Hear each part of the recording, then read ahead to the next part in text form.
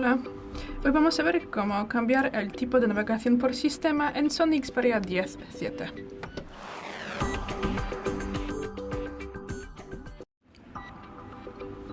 Bueno, pues para esto entramos en los ajustes.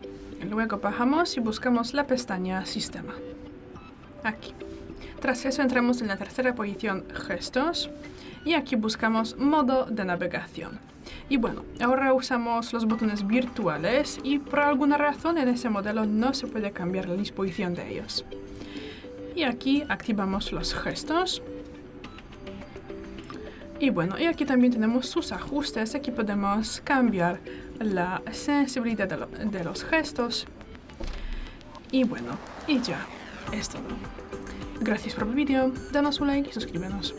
Hasta luego.